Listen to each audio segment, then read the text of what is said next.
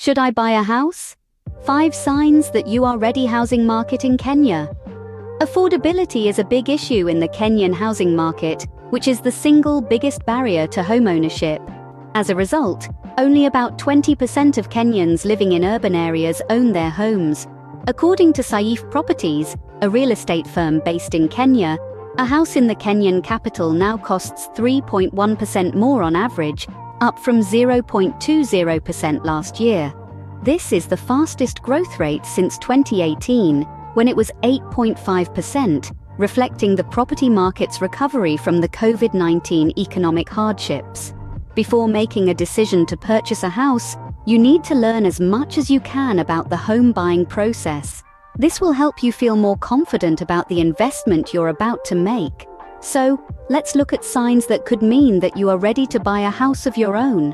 One of the best places to start is by looking at how much money you have saved towards home ownership and whether it is enough for a down payment. First-time buyers don't have money from a previous home sale to help fund a down payment. It is one of the primary reasons why the down payment is one of the biggest barriers to home ownership.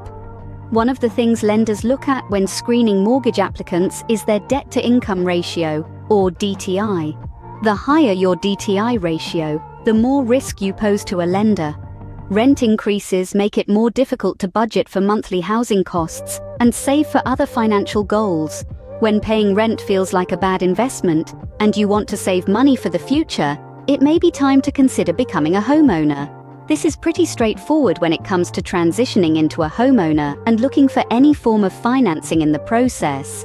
This may seem obvious, but determining how secure your income is can be deceptively difficult, especially given the economic impact of the pandemic. This ties in with the previous point, but expounds more into some of the less-known costs associated with homeownership. When a pipe bursts, or the drainage pipes get clogged up in a rented unit, you don't have to worry about paying for it, because the landlord is responsible. The same applies when it comes to property taxes, routine maintenance, and homeowners insurance. According to Realtor.com, a good rule of thumb to follow when budgeting for home repairs is to set aside between 1% to 4% of the home's value, with a higher percentage set aside for older homes.